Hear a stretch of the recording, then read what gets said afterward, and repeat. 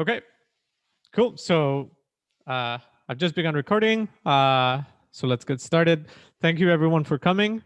Uh, my name is Fernando. I will be your tour guide today as we go into a really interesting topic, specifically for iOS. It's Intro to iOS Closures.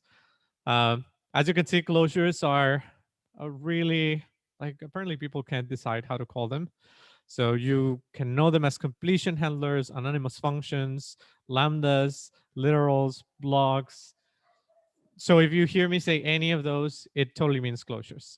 But having said that, the agenda for the live lesson today is very simple. In theory, the event is 1 hour and a half, but I've tried to keep it closer to 1 hour, just so that just because closures, as you will see, is like a a topic that's really difficult to handle at first. Once it clicks, it's easy, but until then, like, it's a total brain twister. I'll go briefly over why we're here. Basically, Underdog Devs. I'll talk a bit about them. I'll introduce myself because I didn't have enough money to get someone else to introduce me. Just kidding, but then we'll go over what is a closure. We'll do a little bit of live coding. If you want to follow me around with the live coding, you don't need to.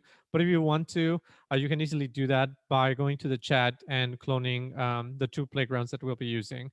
They're very simple playgrounds. Since the concept is complex, I try to keep it as simple as possible. And after the live coding, we'll do a little bit of a recap about how we need to think in closures, specifically in iOS. Then I'll give a brief conclusion, and I'll give you guys a couple of links just in case you want to read more about closures. And in the end, we'll have a dedicated Q&A time. However, if you have any question at any point in time, please feel free to interrupt me, because it's better if we solve the doubt and the question right off the bat. Because again, this is a complex issue, so the more you drag that gap, the harder it's going to be. So first of all, why we're here? If you found out through Underdog Devs through Twitter that I was giving this talk, you may already be familiar with what the organization is trying to do. Um, but Underdog Devs is led by Rick Walter. It's an organization that's trying their best to help the formerly incarcerated and, in general, other disadvantaged developers. Hence the name Underdogs. Uh, I am an underdog mentor. I am an iOS specialist, as you'll see. So I am part of the people that are volunteering to help others. Currently, we rely 100% on volunteers. Nobody's getting paid. We're all doing this because we care. And this is my first slide, like the first really important slide, because it's really a really amazing cause. And you don't need to be a senior to help, right? The people that we're trying to help are people that are disadvantaged in one way or another. So sometimes, even if you're a junior developer or someone that's aspiring to a position, you may see a job that you feel you can give a recommendation, help someone network, things like that. That's super, super valuable. If you are a mentor, that's great. We could always use more help. Checking resumes, mentoring people one-on-one, giving it like brief 30-minute talks, or just even being on a Slack. Like if somebody asks for help, it's really, really useful to just respond, right? Um, we have more plans to help people if coming down the line. If any of you are interested, just ping me after the talk, or message at Rick Walt, rwaltx, just asking how you can help. Even if you're not interested, just sharing the voice and retweeting us, liking the tweet. That's also really helpful. It reaches out to more people. And now the real fun part of this, which is me, of course. I'm Fernando. I'll be your instructor for the night. I have around 10 years of experience. I actually started coding for iOS in 2008 while I was still in college. But after graduating college, I actually picked up a job building apps, and I haven't stopped ever since. I've been lucky enough to work on small startups like 1 second every day. I don't know if you guys are familiar with it. It's kind of a big deal, but it's okay if you don't. And I've also worked at huge publicly traded companies like J2 Global Inc., um, where I've been working on VPNs, which is boring but also interesting at the same time. I've been teaching for a few years, around 5 or 6 years. First, I started out at Big Nerd Ranch. Huge shout out. They are one of the original companies that were dedicated to educating people. I was a mentor at Block.io for a little while. Same at Lambda School, and I've won a few awards. The Storyteller Within for 1 second every day, given by Apple. The Year A Accelerator Top 10. It's based on a startup. They choose the top 10 startups most likely to succeed. Spoiler, we didn't, but it was a fun experience. I have a lot of product and project experience. I've been an iOS lead for quite a while, and I'm lucky enough to be iOS only. The anecdote that I tell people all the time is that when the first iPhone came out, I'm based in Mexico, so I couldn't actually get it. But I was lucky enough to be in New York at the time of release. So I actually bought an iPhone and I couldn't use it because I didn't have like a singular account. So the anecdote is like basically me going with my locked phone, sitting on on the stairs and just dragging the slide to unlock thing and just having a blast because that was all I could do. Well, I could tap on the buttons on the emergency screen, but I mean, it was still awesome. I still remember it fondly. So yeah, I'm part of the iOS ecosystem. You can find me on Twitter at from junior to senior. Hit me up if you ever have any questions. And enough of me. Now, why you're here? You're here because we are going to explore what exactly is a closure. Right now, we're going to be looking a little bit regarding the theory of what is a closure, but worry not. This actually will go through several examples uh, in real life. So, official definition as per the Swift language guide is closures are self contained blocks of functionality that can be passed around and used in your code, which to me the first time I read it was like I don't get it, and right now I'm still like I kind of get it. So it's a little bit complex. We'll simple it down a little bit in the next slide. um, Closures are first class citizens, and by that I mean they can be passed around as arguments, they can be returned from a function, modified and assigned to constants or variables.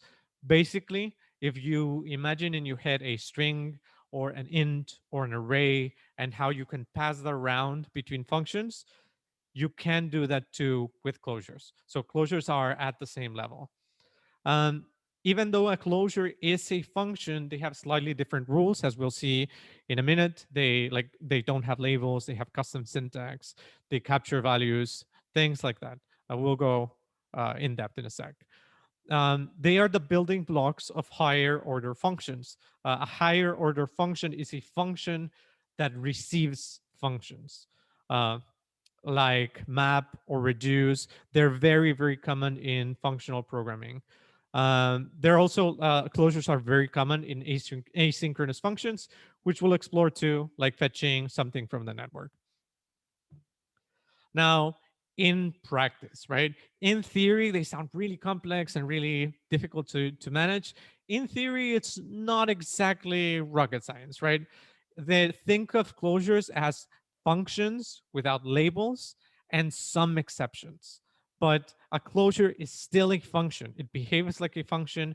It has parameters. It does its thing, and it may or may not return something after it's done. You can declare them, pop them, twist them, pull them. I don't know what the fourth thing is. I couldn't find it on the internet, but you get the idea. Their most common use case is being used as a parameter. So you pass along, just like you would pass a string, you pass along a function so that in the future it can be used. It can be used like once, twice, many times, can be used immediately, can be used in the future. We'll see all of those use cases. Most closures have special memory rules, which is a little bit uncommon in Swift. I will only mention that in passing later in the presentation because that is not exactly intro level knowledge. but it's something that you have to at least be aware of, right? The closures have something to do with memory and special cases. Finally, the most important part is that closures are not exceptional. Like none of this is magic as much as we want it to be. It's still engineering, so it's still logical. Rules still apply to them in the same way that they apply to strings, ints, arrays, what have you. So as long as you're aware of that, it should be relatively straightforward to understand and go from one logical step to the next. So we're going to be performing a live demo. I am going to be performing a live demo. Again, if you want to follow me, feel free to clone the playgrounds from GitHub. If you don't, that's totally fine. You can do it after the session. The repo will be up there. And what we're going to be doing is we'll be reproducing one of the foundational functions of functional programming, which is map.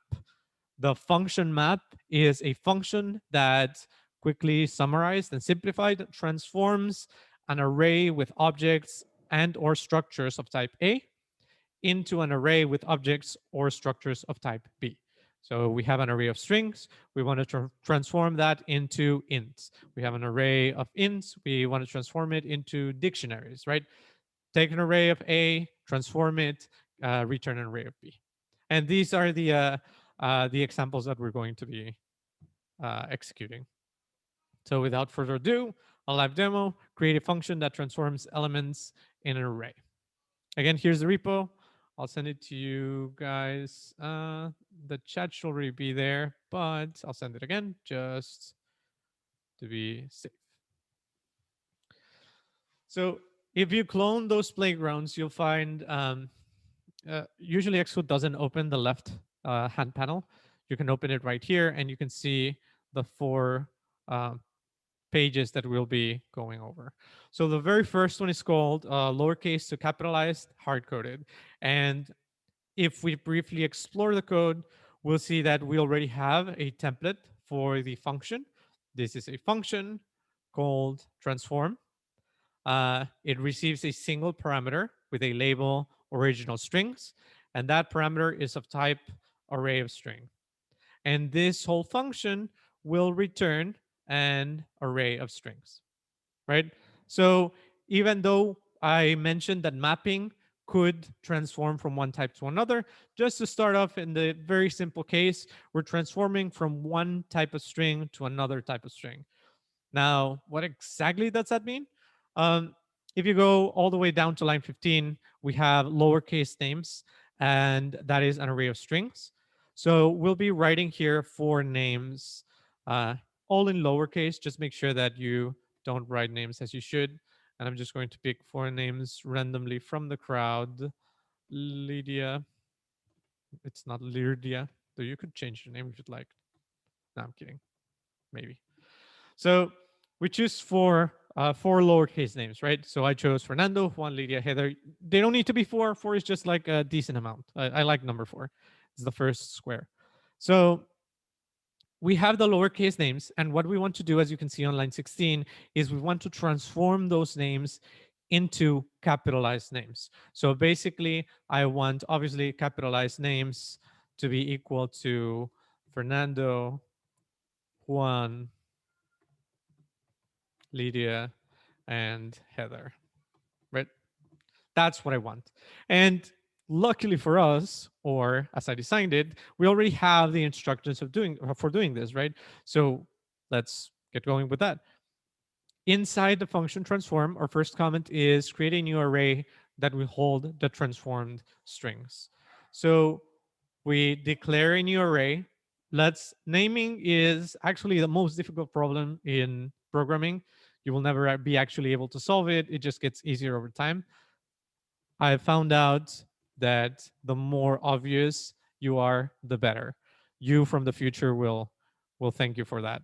So I'm just creating a new constant called transform strings, and then that's going to be an array of strings, and I'm creating it like that. There are many ways of creating an array. I like it this way. Xcode is being annoying as always. Like, hey, are you done yet? Are you done yet? Yes, Xcode, I'll be done in a second. So we have our array. we're going to iterate through the original strings, right? So this is going to be our transformed strings, our capitalized strings. But in order to get to the transformed objects, we need to iterate over the original objects. So again, with the naming, choose the most obvious and boring naming you can think of. And this is singular for original string in original strings.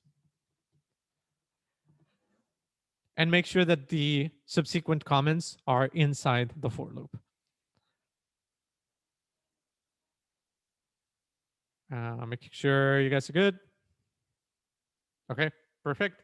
So let's keep going. Transform each iterated string to a capitalized string. So we need to transform it by saving it somewhere, right? Again, the more obvious you are, the better. Transformed, we have transformed strings. Let's do transformed string.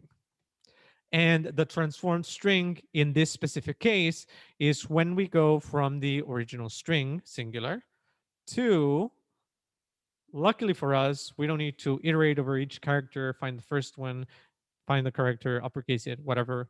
Um, the structure string that's provided to us by Swift, by the foundation framework, already has a function called capitalized, which will make sure that it goes into the first character, capitalizes, returns that string. And now we're saving it right here into transform string. So next step is, now that we've transformed the first string, we're going to save it into the array of transformed strings. So transform strings dot append, and we're appending the single transformed string. Now, this is a nice tip that I'm giving everyone right now. Usually, what you want to do is begin your declaration with constants. You want immutability in your data. So that way, another thread, another app, another process cannot change it without you knowing, right? Usually that's a little bit less the case nowadays because of structures and their value-based nature, but you always should have that habit of beginning declaration by using constant.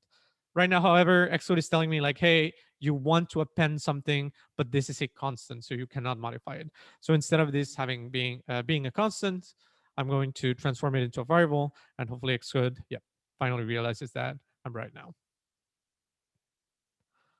Cool. Finally, we return the array of transformed strings. And if Xcode doesn't crash on me or freeze or I hate playgrounds, once I click here, come on, Mac Mini. This is not an M1. Okay, cool, perfect. So we just compiled the program, ran it, and what happened was we actually performed a mapping function. We went from an array of 4 strings to an array of 4 strings that have been transformed in some way. Does that make sense? Cool, perfect. Any questions?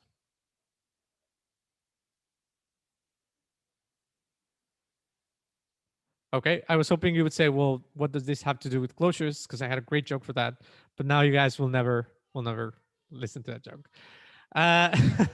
So now, well, what What does does this it have to do with closures? Tell No, us. sorry, Mark. Thank you for asking. I was kind of bluffing. I don't have a joke ready, but yeah, that's what I thought too, right? Well, this is really nice, but what does it have to do with closures? We'll actually get to that in a second, right? So in this we've finished, and I've already provided a little bit more of a template on the next playground page, right? I already have the basics of the transform function. I have a lowercase name here. I have the capitalized name here. What I would really like to do is make this so that I can transform it using a function of my own, right? Which will be a closure. It will become a closure. Right now, on the exercise that we just completed, this is hard coded, right? Every single time that I call transform with original strings, it doesn't matter what I want to happen. What will always happen is that the strings will be capitalized, right? We're hard coding the transform. So what I would really like to do is, well, the first step towards moving to a dynamic transform where I can tell it what to transform it in whatever way I want would be to have a function that I can actually pass around, right? So let's go back to the presentation. And I'll explain the concept and we'll go over the live demo um, after that. So it took me 12 years to come up with this analogy, sort of half kidding, but think of a function as a chef, right? A chef has inputs and it has outputs. In this case, our function transform, if we think of it as a chef, it receives an array of strings and it returns an array of strings after performing whatever it needs to perform. So if we think of it like uh, delicious bacon, when you give a pork to a chef, the chef may be able to cut down that pork and transform it into bacon, right? They're not like in our example, they're not transforming the bacon into something entirely different. Bacon is sorry, the pork into something different. Pork is still bacon and bacon is still pork, but they're still transforming the inputs, right? And these are the steps that we just executed on the first playground page. The chef created a new array. That new array will hold the transformed objects. Then the chef iterates through the array, the original. It transforms each individual element and then saves the transformed element into a new array, right? Now, it sort of makes sense that it doesn't matter what the input is or what the output is. We want to follow this process except for the third step, right? We always want to create a new array. We always want to iterate through the array, and we always want to save the transformed object in a new array. It's just the transforming that needs to be changing, right? So right now it's hard coded, but really what I would really like is, I don't know if you can see it on the right side of your screen, the bacon, I would really like to transform that to a delicious taco. I'm Mexican, so a taco al pastor would be fantastic. You need pork, you give it to the chef, he gives you tacos, right? Or if you're a hot dog kind of guy, give it pork, get a sausage. Or if you're a pulled pork kind of guy, pork, pulled sausage, right? So I would really like if we could do that in some dynamic form, because right now it's just hard coded. There's a question, Christian. It says, does that array always have to be inside the function that's transforming the pork? No. Um, Let me see if I get this straight. Are you asking about the bacon array or the pork array? The one that's transforming, the one that's holding all the elements that are being transformed already. Right. So the one that holds the transformed items, so the bacon array, yes, that bacon array must always reside inside function transform. That's one of the basic steps of the chef, right? He's basically getting a plate where he'll end up putting the bacon. That's your array. It belongs to the chef. In this case, the function. The array that doesn't belong to the chef is the pork. You have to give the pork to the chef. Does that make sense? Okay, perfect. So, like I was saying, I really want to help our chef do something different, but only a small part of it, right? I like what our chef is doing, except for that third step. So, any idea what we could do here? Oh, spoilers.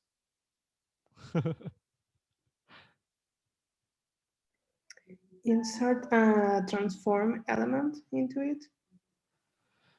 That is way too correct and technical. So, yes, but I was hoping that, so you're totally correct, Jess. So it would really be useful if instead of being hard coded, we could dynamically give it to the chef, right? But what shape would that look like? And what that would look like is another chef, right?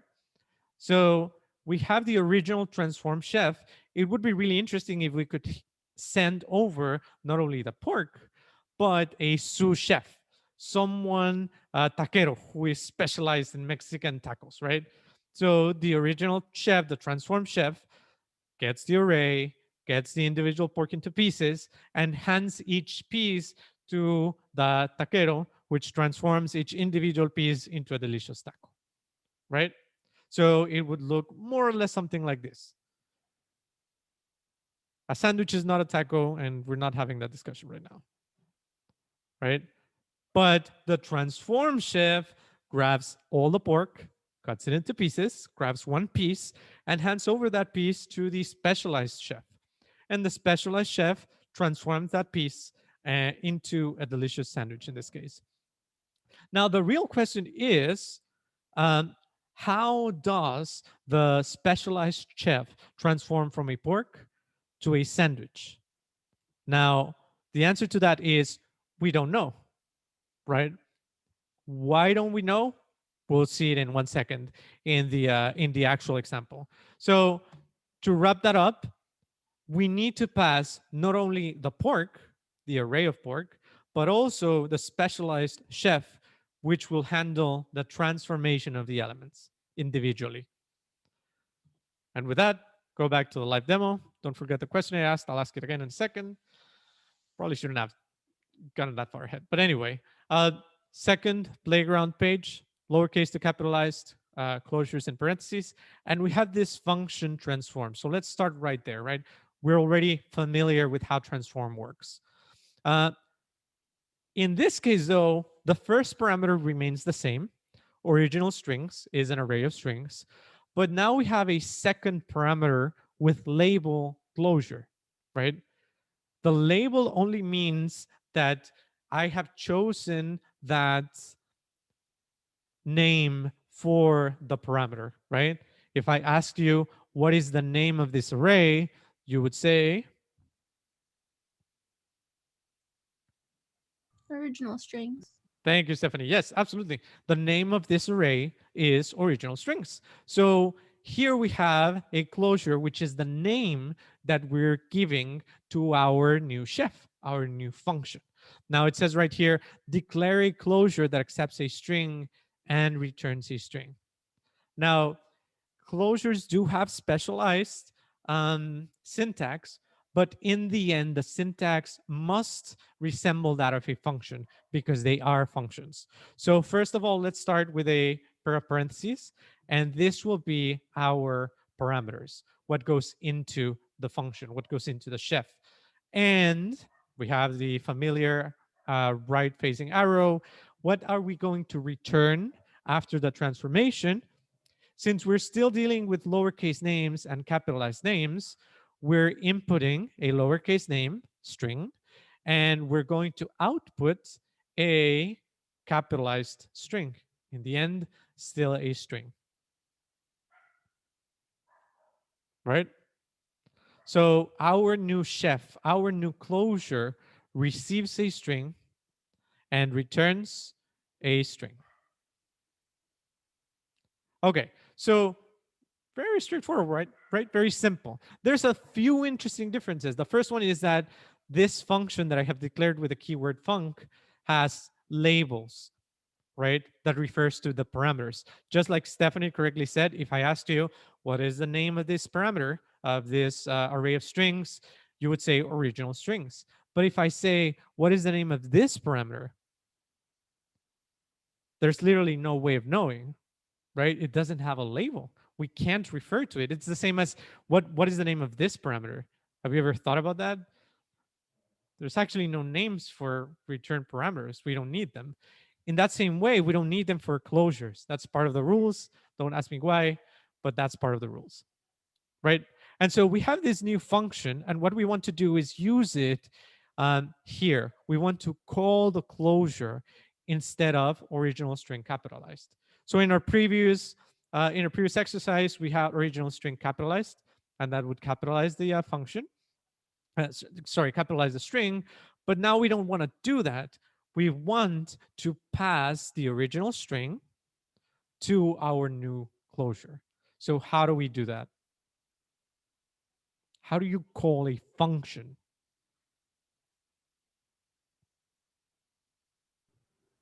Same way you do as any other function. Mm-hmm. Just the name for a friend. Yes, I love that. Thank you. Thank you, Marlon. So the name, yes, I've heard that 1,000 times because I've actually been lucky enough to teach a lot of people what closures are, and it's always like, well, we just call it. Well, of course we call it, but like Marlon said, we call it by its name, right? And what is the name of this function? Closure. Closure. Yeah, the name is closure. So we just do closure. And just like any function, we need a pair of parentheses to input the parameters. Actually, Xcode is already telling me, hey, you're missing the argument for parameter number 1. Notice it didn't name the parameter, it numbered it. It's the first parameter because it doesn't have a name. So what am I supposed to pass to this new chef? Original string. Original string in singular, right? We receive all the strings. This is the array of pork. We're iterating individually over each piece of pork, and that piece of pork is going to go into the function. Now, this is the fun question of the whole class. What does closure do? Nothing. If it Don't know it yet. does something. It can't do nothing, right? Right now, it doesn't, it's not working because it doesn't have any code to run. It's just going to return the Just taking original the string and returning the string. I like that. Yes. So J. Martel says it is the closure right now is returning a string, which is correct. How does that string look like? Is it capitalized? Is it emojis? Is it uppercase? It's just returning the original string. I think. Is it? Well, the same. It didn't do anything with it. But maybe it's copying it and just outputting it. You I said guess you said two contradicting things. You said Okay. it's not doing anything, and then you said maybe it's copying it, right? Well, I Either meant it does doing nothing or it anything. does something. I meant not doing anything to the original string, just like copying. But how do you know that it's not doing anything? We didn't tell it to do anything to it. Yeah, I would just say I mean- it hasn't done anything yet. Yeah. Because we haven't written anything or given it anything. Well, that it's conforms to passing the it- closure. It is passing in the elements, and it's not using the original strings. It's actually a value type here, and it's passing it in. It's turning it. It's not reference. So what it's doing is it's taking this string, running it through. It's setting it to the transformed string, and then when it appends it to the new array, it's actually this new part that was created, new string that was created inside the function. It's not the string that was created from that Fernando wrote. All of that was correct. Like what everyone said is correct. What Stephanie said is correct. It's still not the right answer. Here, let me rephrase the question. How many elements are there in original strings? N number. Four. What was that? N number. I like that. It's n. Another valid answer would be we don't know, right? Because we know it's a string. We know it's an array of strings, but we don't know how many strings we have until they're given to us. We don't know the size of the pork until we give it to the chef, right? It may be a very small pork that we can only cut into 3 pieces, or a huge 1-ton pork that we have to cut into 100 pieces, right? In that same way, we actually don't know how the closure is transforming the string. So all of you were like sort of like around the idea, but the correct answer is we don't know. Like we don't know what the closure is doing to transform the string. All we know is that the closure receives a string and returns a string.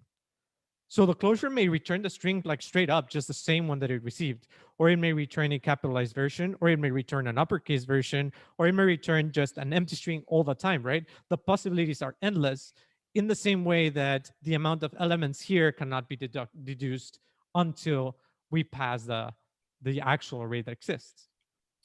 Does that make sense? Is it because it essentially hasn't been called yet? I guess. No. Like it's in the function being called, but I'm saying when the transform function is called, like we don't know what's going to happen yet because it's, at the call site we will, I guess. Yes, exactly. That's the keyword. Thank you very much, Marlon. So you started out a little bit shaky saying it's not being called. Closure is being called right here, right? We are executing function or the function closure here. It's receiving a string and it's returning a string. But exactly like you said, we don't know what it's doing until we call function transform. Because once we call function transform, we must supply an array of strings and we must supply a closure to transform those strings. right? So let's do that exactly. Right now, disclosure is ethereal. It doesn't, we don't know how it does its thing in the same way we don't know how many strings there are in original strings. So let's make it happen. It says right here, insert for names. I'm just going to copy over the names. I really didn't want to do this, but since everyone chose different names, I wanted to give you a little bit of expectations there. Anyway, back to making sense. We create a function named your name capitalized. So in this case, my name is Fernando. Hello, pleased to meet you. Fernando capitalized, and it says that accepts a string, capitalizes it, and returns it. So my function, Fernando capitalized, is going to receive a string. Now, this is a function, right? I can't just do this. That's closure syntax. I need to give it a label. So I'm just going to do something like Fernando string, individual, and it returns a string, right? So I just created a function named Fernando capitalized that accepts a string. I need to capitalize this string and return it. So let's do exactly that. I'm going to return Fernando string dot capitalized, right? Now, again, with the really funny question, what is closure doing right now?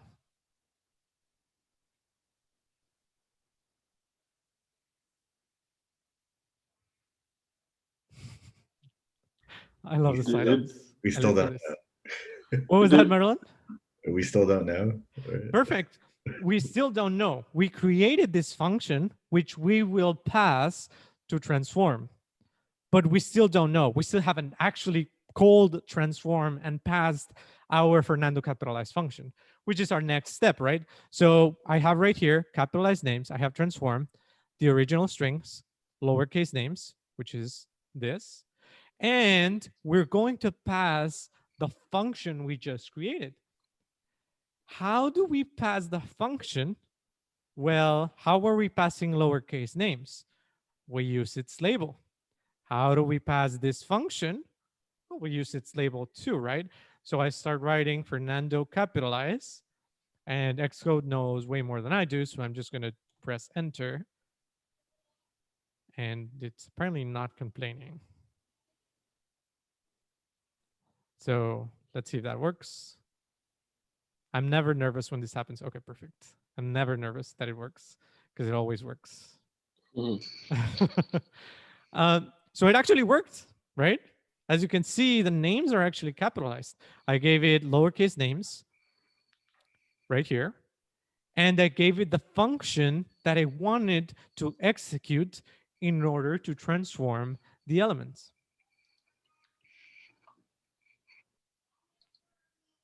Any questions up until this point? Is this amazing or what? Why do we have at the end of line 22? It feels kind of empty. Like, what was that? oh no, it feels kind of empty. Like, oh, okay. Accept the value. So why should we just leave it like that? That's a really good question. Let me go back to the presentation and see if I can answer it there, and we'll come back to the code in a second. So think of it this way, right? This is the exact equivalent, except for the pork, of our function, right? We're passing the array of things, and we're passing the way to transform them, right? So you have the array on the left and the chef with a pork and the sandwich on the right. Now, when you pass the chef, would you give it part of the pork, like right off the bat? No, it's already transformed in a way. No, I don't like that answer. So no, you wouldn't, because of two reasons. One, even though like this is where the analogy breaks down. I actually really like the question a lot, because this is where the analogy breaks down, right? We think of a chef as a thing that exists. And that's good up to this point. A chef or a function in the end is an algorithm, right? It's a series of steps that you take to perform a thing. And sometimes you receive inputs and sometimes you return outputs. But in the end, a function is a recipe of how to do something. So what we're doing here in the code is saying, use this recipe. Since this is a recipe, we're not meant to pass around the actual ingredients. That is Transform's job. What we're only doing is saying, these are the ingredients. This is the recipe. Go and do your thing. And what the function transform does is it starts doing its thing, creating an array, iterating through the array. And when it gets to this point, its thing is to pass the pork to someone else and then let them do their thing. But it's up until that point that it becomes physical in the sense that we give something to our Fernando capitalized function. A quick question. In the closure argument, like, could you get rid of the parenthesis? Oh, sorry, under capitalized names on line 22. So the closure argument. Could you get rid of the parentheses with Fernando? I can't remember if that is the case or not. That's a good question. No, we cannot, because think of it this way. There could exist a function called Fernando capitalized that doesn't receive anything and returns a string, right? And so if I wanted to pass that closure, obviously it wouldn't be able to do it. The function transform will not be able to accept it because sorry. Let me just write this down, right? As you can see, both functions are available as Xcode suggests them to me, but both of them are differently named because I sort of cheated a little bit. This is the label for this array, right? This is the ultimate identifier for this array inside this function. However, outside a function, the ultimate identifier of a function is not its label. It's its label plus its parameters, right? So the identifier for this function is the label plus the identifiers inside. So it would be Fernando capitalized, Fernando string. And in that same vein, the identifier for this function is Fernando capitalized. So I can't get rid of the parentheses because it wouldn't be the complete way to refer to the function. Is that called the signature? Correct. That is called the signature. In Objective-C, it's called, you can represent it using a selector for those of you a little bit more advanced. That's why I asked, because I've seen both kinds of syntax where it's written exactly how it is on line 31 right now. But I want to say it's let me pass it in with just the name of the function without putting parenthesis, Fernando string, colon, parenthesis. I think, and we can test it after the class, I think this function, it would accept as like that. Yeah, exactly. I'm not 100% sure though, but it could be possible, definitely. Right now, if I did this, the way Xcode allows me to, it'll obviously bring up an error, which is that I'm trying to pass a function that doesn't receive anything and returns a string to a closure that is expecting a string and returning a string, right? This is the same thing as trying to pass an array of integers here. Xcode is like, no, you got the wrong type. So here, I have to pass in a function that fits within the closure requirements here. Does that make sense? Okay, perfect. So let me see, do we have something else? Yes, okay, perfect. So any questions? That one colon on line 31 at the end is really bothering me, but I don't know why. Is it? It's yeah. It's a little bit frustrating. There's no way to avoid it because I'm pretty sure we can do something like this, for example. Can we do something like that? And then, yeah. Right. So the colon is there to signal the end of a parameter. So for example, if we had something like function Fernando capitalize, and then have a string and then another string. And let's say it returns a string and do something like this. If we wanted to pass along this function, you would need the colon to, I don't know why it's completing it like that. You would need the colon to help the compiler understand where one parameter ends and another begins. Actually, is that, oh yeah, it's unexpected because it's expecting a single string, but you get the idea, right? We need the colon here, and the syntax is bound to be like, how do you say, consistent, regardless if it's one parameter or more. So this, like this, makes sense. I hope it makes sense now. Yes, thank you. Yeah, cool, awesome. So, any other questions? I'm hoping we get to one question in particular. I don't know if it's just me, but I want to make sure. Line 26, you have a function, Fernando capitalized, and line 30, exactly the same thing. And it's because of polymorphism that it isn't blowing up, or what is it? No. It isn't exactly the same thing. It's actually a completely different thing. So this, what you said is like something like, well, you have a name here and an age here, and you basically just said, well, both of them are exactly the same. And they're completely different. They're completely different. Why? Let me go a step further, like this, right? You're saying, well, name is the same as age, right? No, they're totally different. They're two different types.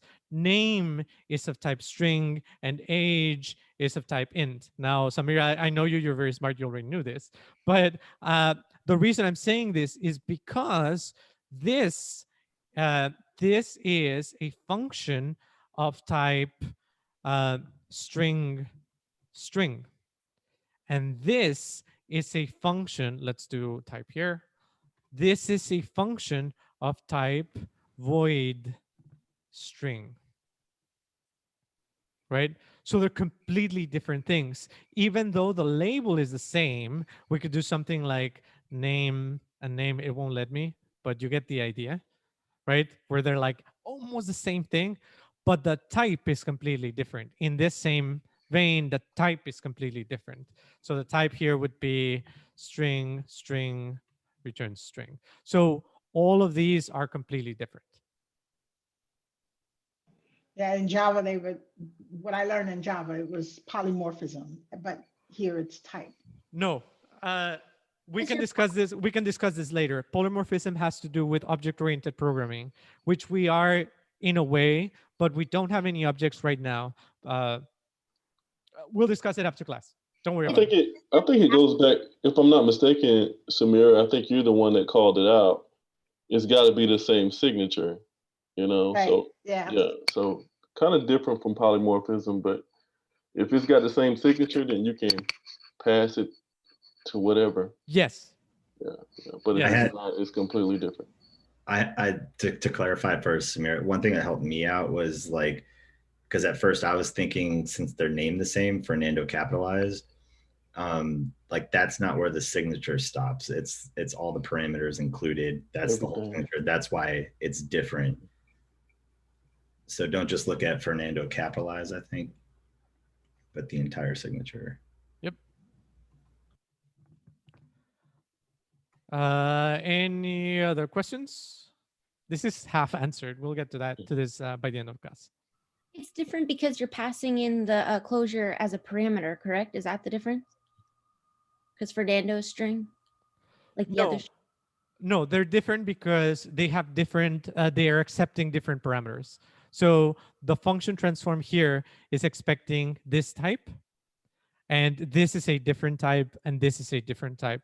So even between themselves, even if they have the same label, they're different types. Like if I wanted to do here, Fernando capitalized, like with a different signature, Xcode will be like, nah, you're trying to pass a type that's unexpected.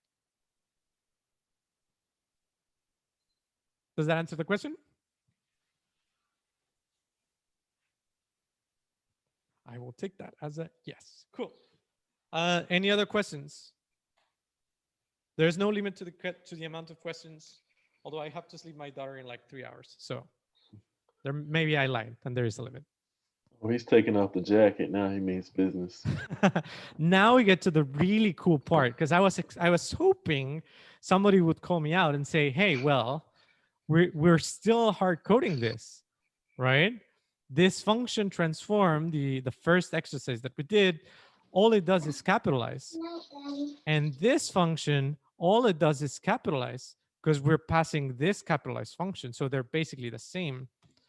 And if you were to ask me that, I would say, well, more or less, because we now have the ability to change how the behavior operates inside function transform. So let's go to the third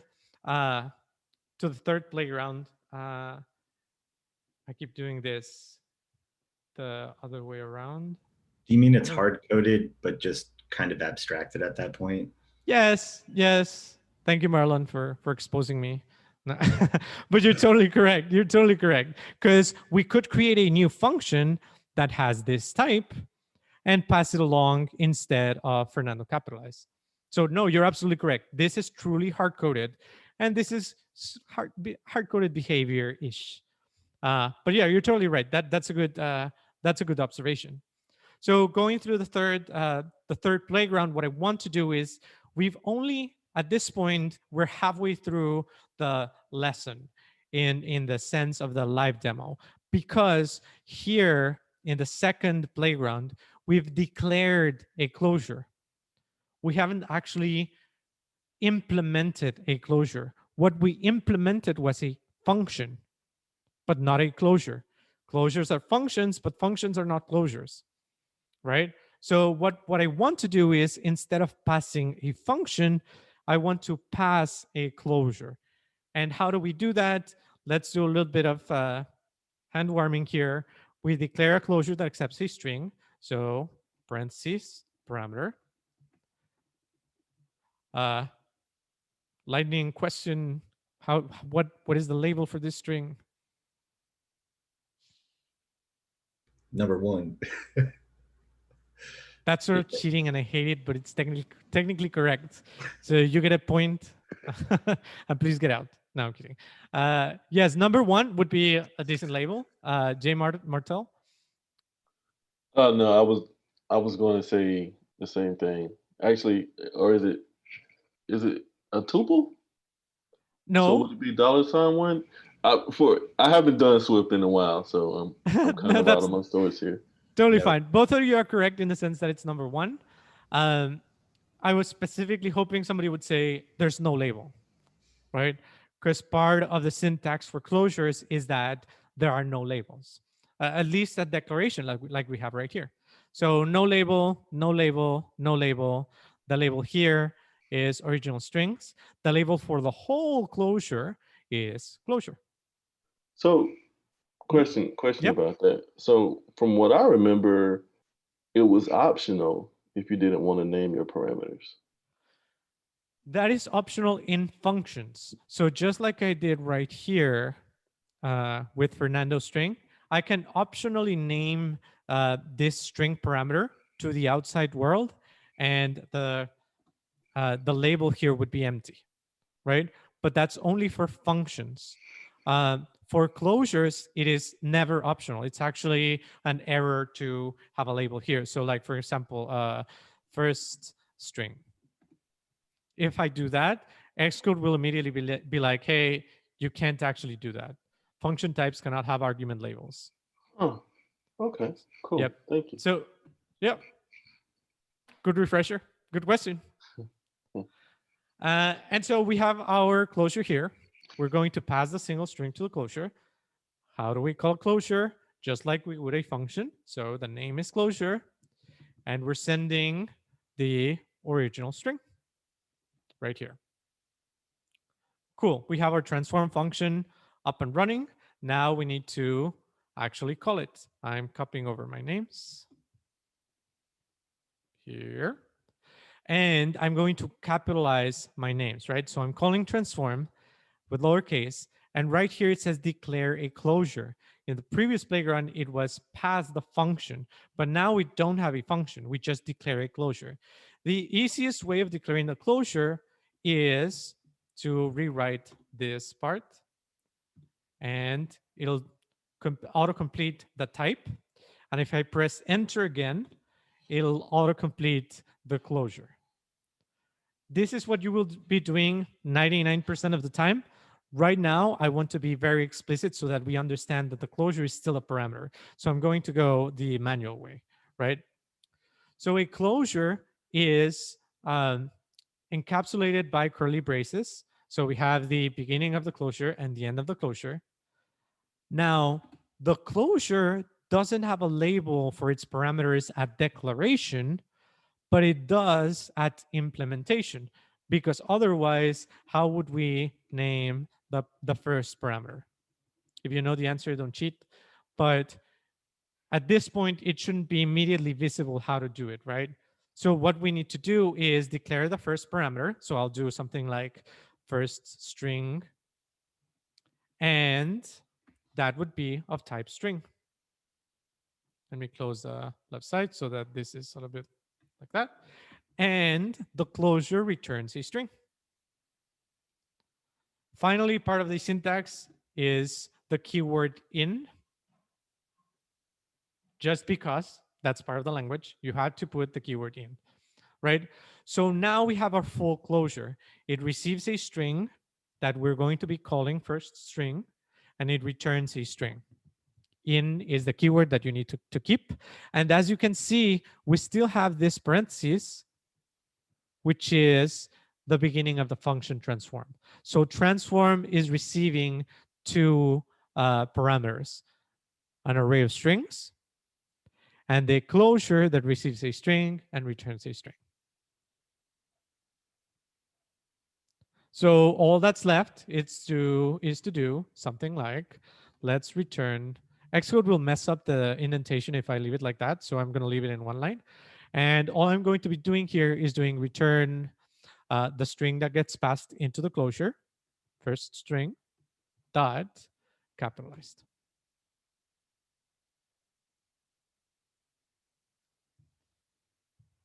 Right? You wouldn't usually do it this way. I'm going to be extremely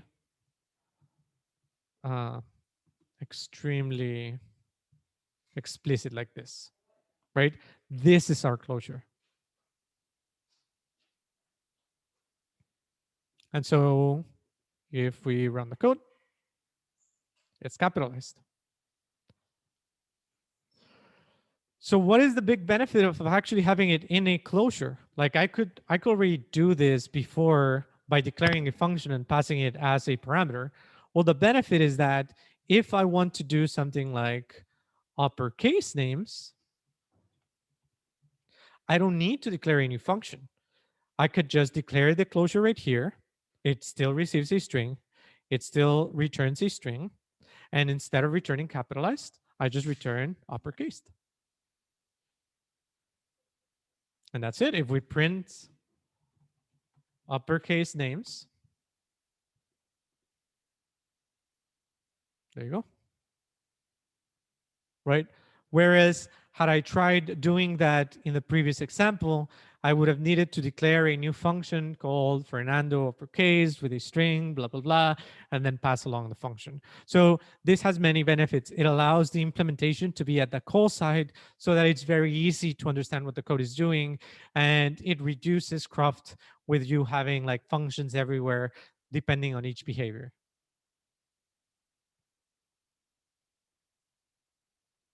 Right? And then we have this slide, which I don't remember what I was trying to do here, but it looks really nice. So finally, before we get to the conclusion of this epic saga, we have a fourth playground page. We already covered closures up until this point. But like I said, you wouldn't usually write it this way. So how would you write it?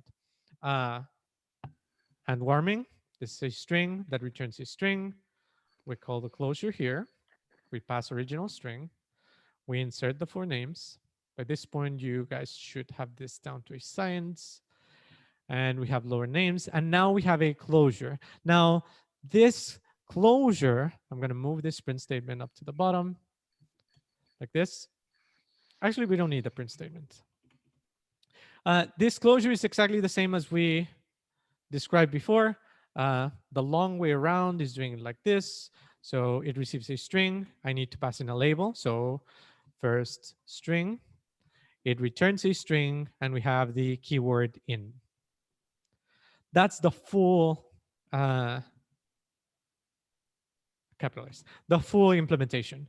Now, there's the main way of using closures is through the trailing closure syntax. And the trailing closure syntax is if we do capitalized names, 1 equal transform, we're passing the lowercase names, and we let Xcode complete it, right? What I did was I pressed tab to be on top of the placeholder, and then I pressed enter, and Xcode will autocomplete this closure. Now, as you can see, there's a little bit of difference between the full syntax, which is this, and the trailing closure syntax, which is this. In the full syntax, the closure is inside the call site of the function, right? This is the beginning parentheses and the end parentheses. So the closure is inside the parentheses. In the trailing closure syntax, as long as the closure is the last parameter of the function, Swift and Xcode will understand it and close the parentheses before the closure, and then leave the closure as is after the function call side. Right? And so I can use it in the same way. First string of type string and return C string. And we can do return first string capitalized. In general, this is very close to how you would do it. However, most of the time, at least me personally, as I became more used to the syntax, we start going into interesting features of closures, which is one of them is inferring the input type. So let's copy over the previous one. So capitalized names 2. And inferring the input type means that I don't actually need to say that first string is of type string. Why? How does the compiler know?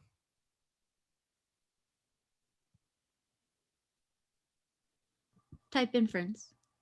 Yes, lovely answer. Where is it inferring it from? What we set it equal to. You're getting close. Sorry. You're pretty close. Marlon? From the closure type, like because it says it's taking in a string already. Exactly. So the function transform receives 2 parameters, original strings, which we know is an array of strings. So if I were to pass here, instead of an array of strings, an array of ints, how does Swift know that I'm making a mistake? It knows because function transform has said that it's expecting an array of strings.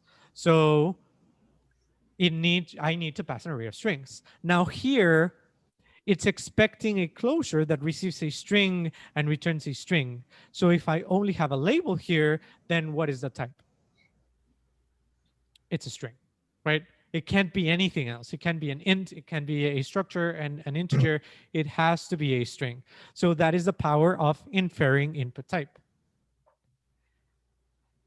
Any questions? Oh, okay, I'll keep going. Now, we can keep going here, which is that we can infer the output type in the same way that we're inferring the input type, right? If this closure receives a string and returns a string, then the return type must be a string. So I don't need to declare it again. I can do something like this.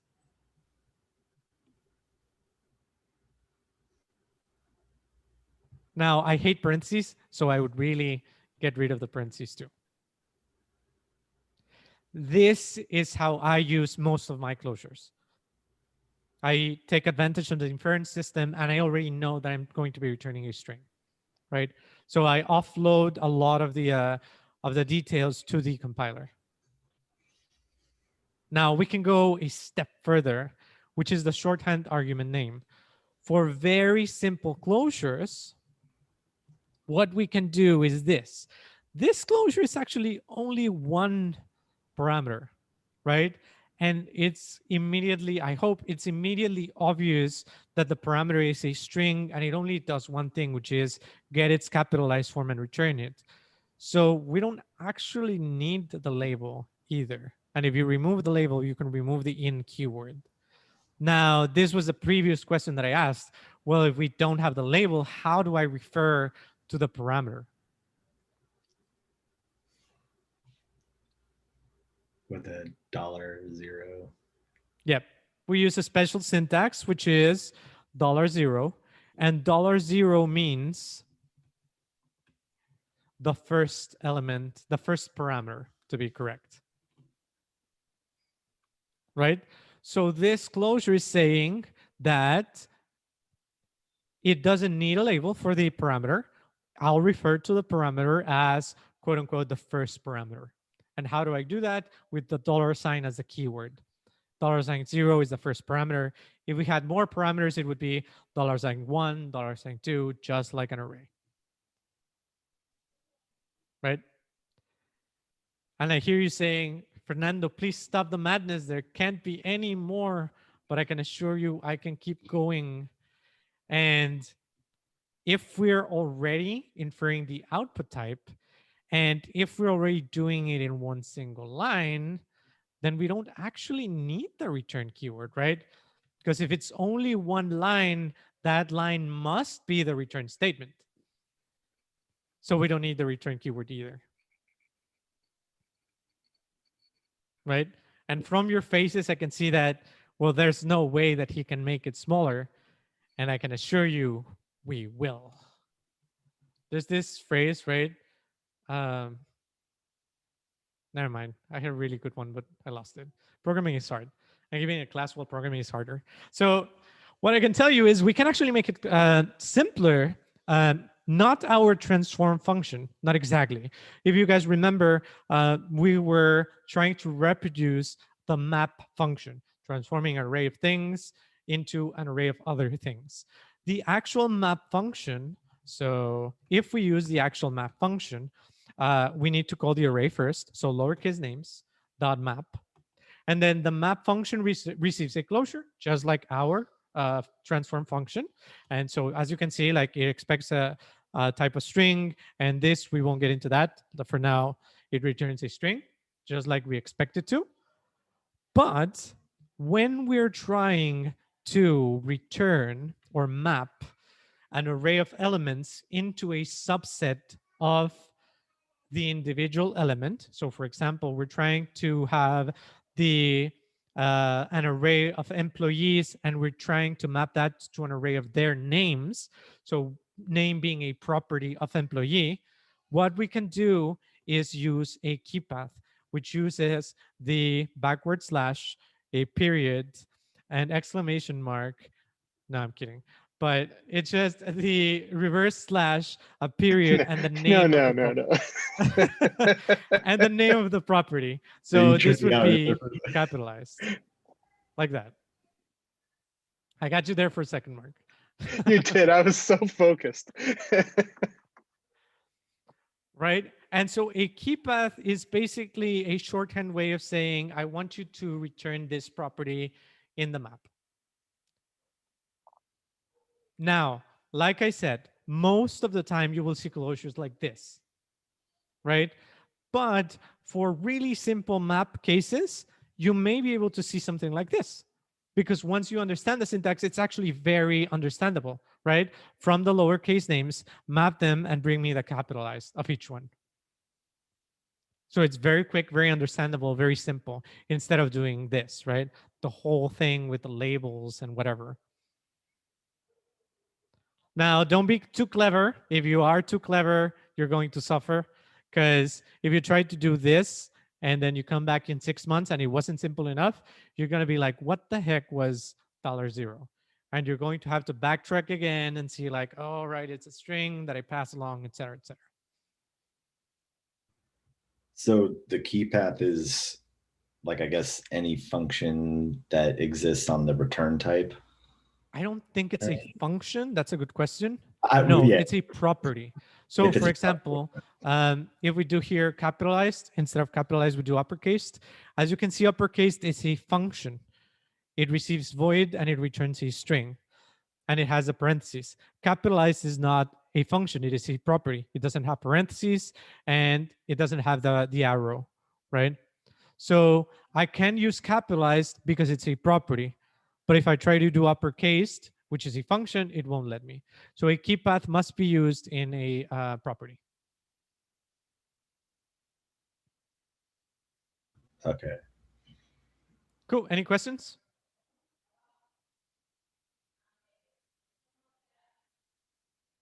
No? Okay, cool. Perfect. So we only have 15 minutes left and I have like 87 slides. No, I'm kidding. I only have a few slides. These are actually just a summary of the things. You can review them when I upload the presentation to the GitHub repo. I'll be uploading the presentation to the GitHub repo. Basically, everything that we saw on the last playground page, the inferring, the shorthand, the special syntax, it's all here with examples so that you can follow it along in case you didn't for whatever reason. And before we go, I have a live demo about networking, which is another special case that I think you guys should be aware of. So, escaping closures. That's cool because that was going to be my question. And With I'm pretty escaping? sure it's going to come up in this. I was wondering if you still have to call self inside of the closure, like when you want to call another method. Can you repeat your question? Sure. From my memory, working with Swift, you need to call self.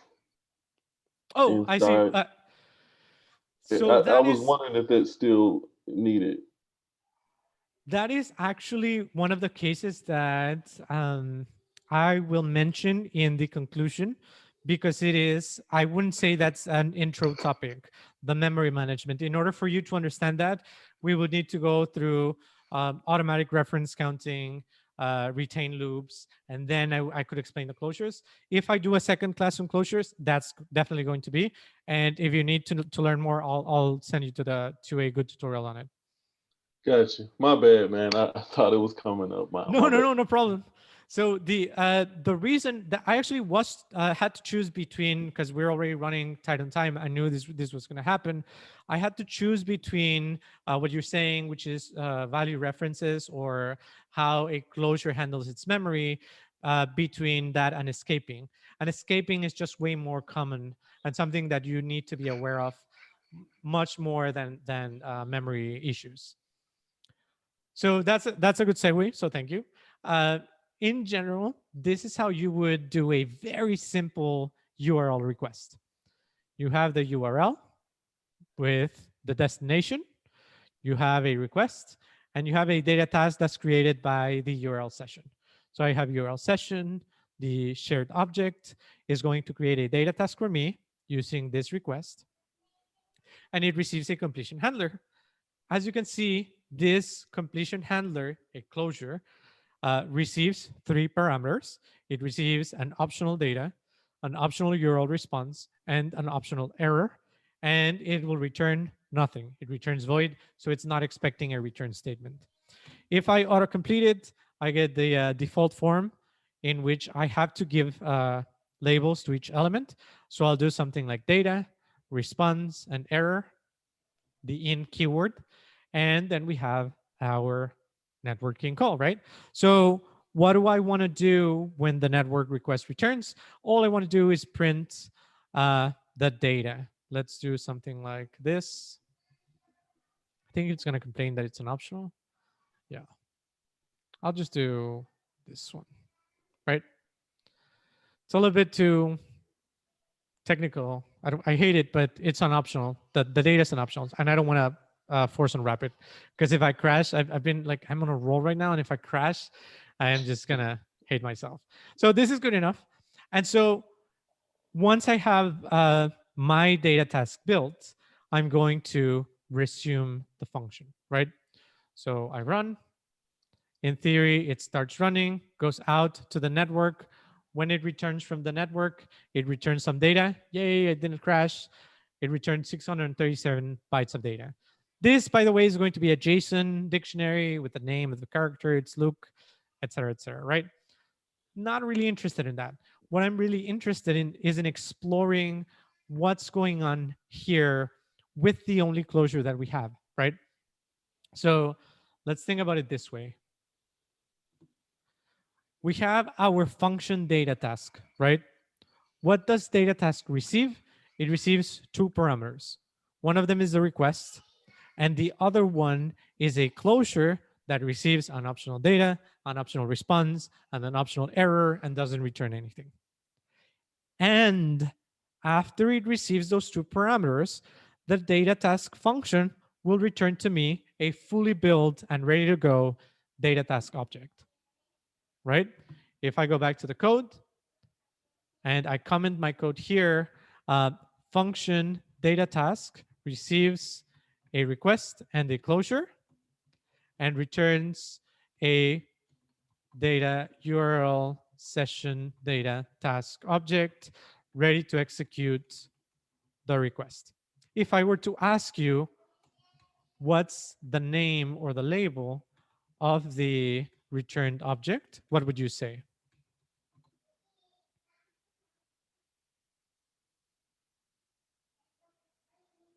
Is it just a data task?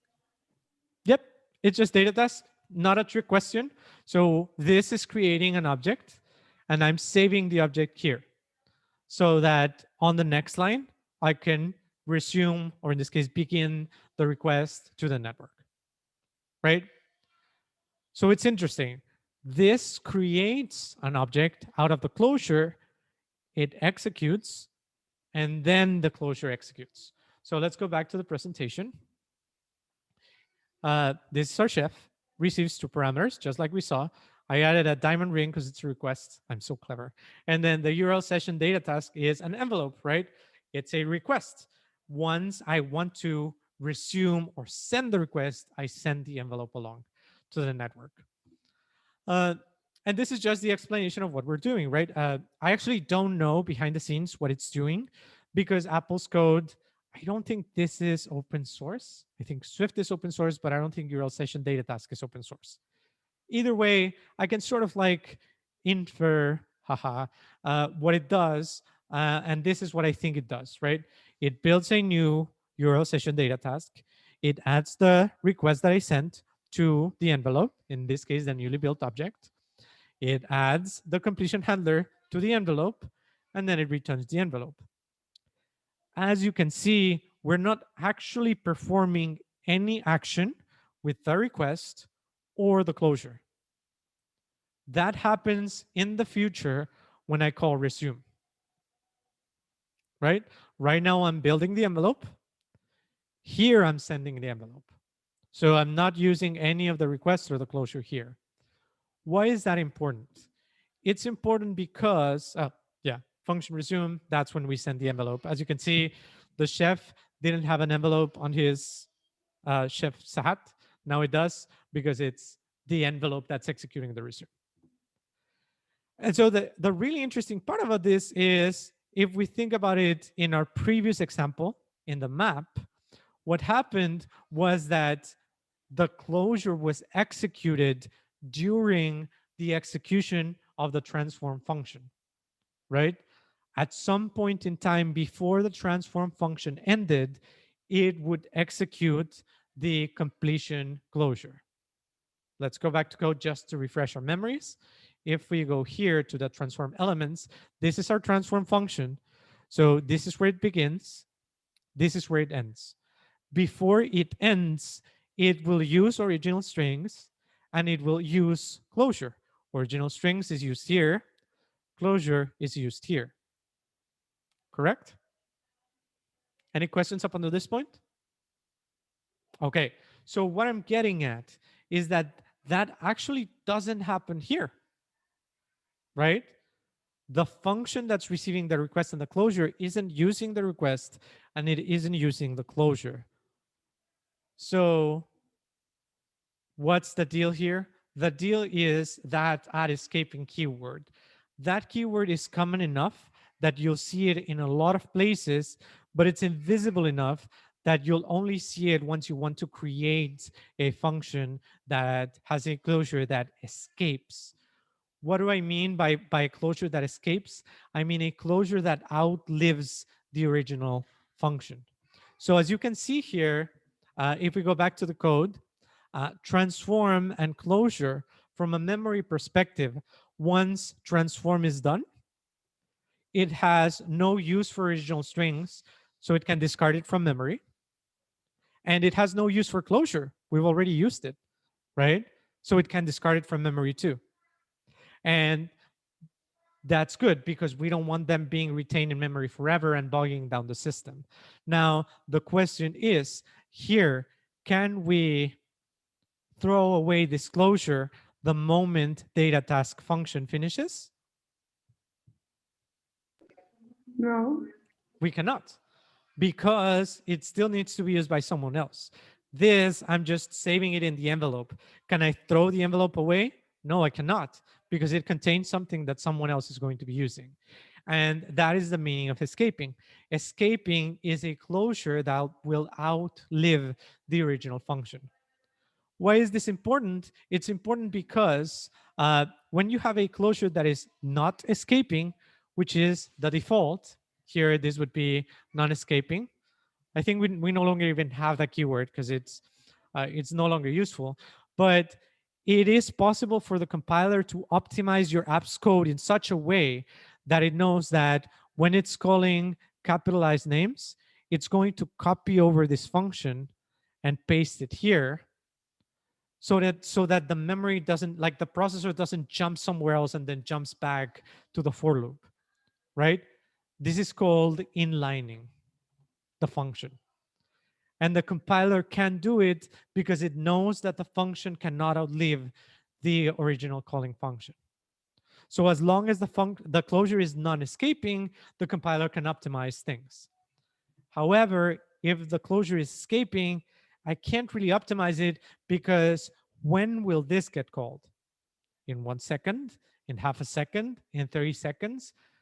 I don't know. It depends on the network. It depends on the server. It depends on a lot of different variables as to where we're getting the response from the request. So if we actually go to the definition of data task, I love it. I love it. I was on a roll, Xcode. We're almost there. There's ought to be an escaping somewhere. There we go. Data task with request completion handler. And we have our regular closure right here, but we also have the escaping keyword here, which denotes that this closure will outlive the original function. And that has to do with Jay Martell's question, which is that how do I handle that if the closure is going to copy another object, right? Will the other object be retained forever? Until how do I make sure that that other object doesn't get copied if the closure, like if I don't need the closure later, right? There's a lot of different questions that this opens up that we won't be covering because this is an intro class and we're actually literally 5 seconds about to disconnect. No, I'm kidding. But we've actually run sort of like out of time. But I wanted to mention this, and if you guys give me 1 or 2 minutes, the last thing I wanted to mention was one of the really awful drawbacks of closure. It's that here, I don't even remember if I did it. This, I don't remember if this is the data. Is it? Oh, it's the data. I didn't do it. So I was hoping to do something like this. Right? If someone makes a mistake like this, which is possible, or if they choose like an awful variable name, like, I don't know, name, because we're expecting back the name of the people, or say something like this, person, you're going to have a bad time. Because person is of type, what? Is it the model object? No, Is it data? no, Oh, response. no. I can't remember. That's the issue, right? You can't remember because it's like frustrating. You have to go to the actual definition to find out. The actual type, you were close, it's not data, it's data optional, which is another different type. So this is one of the really big drawbacks of this. The way I counter it at my work is writing the names as explicit as possible, and I append the possible prefix if it's an optional. So that way I know that this is possibly data. It can be nil, but it's possibly data. This is possibly the response, and this is possibly an error. Right? But the fact that I have to do this is a consequence that closures don't require the type. They can infer it. It bothers me that you can't option click to check the type either. It's so frustrating. But that's playgrounds for you. Yeah. Xcode is a piece of engineering for sure. Anyway, we covered the main use cases, which is like a regular closure that gets executed immediately and an escaping closure.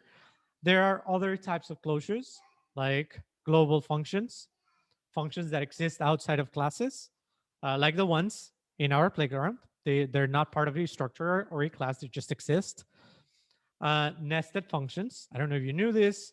I was about to not say this because I hate it, but you can have functions inside functions. And when you declare a function inside a function, the inner function is a closure. It's a special type of closure. And you can have functions when you declare variables, like this. This is a lazy variable that has a closure that gets executed immediately. Well, immediately as soon as you call it. So not immediately. Forget that. I'll edit that out. No, I'm kidding. I don't have time to edit it out. So that's it. Wow, it really was an hour and a half. I can't believe it. Where do you go from here? This, the finished code, the solution code will be uploaded to this repo. It's linked in the chat. The video is being recorded, so it will be uploaded. I'll upload it to YouTube, and I'll post a link on the repo too. You can reach me on Twitter. That is the link to the language guide and a link to a really good summary of everything that we saw. Jay Martel, including the change for the memory thing that you were asking. Cool. Yep. Finally, before we go, I want to thank Underdog Devs again. Every little bit helps. Like the tweets, retweet. You can find them at Underdog Devs. And this is me. If you want to support me, I have a weekly mailing list. If you want to sign up, that's the URL.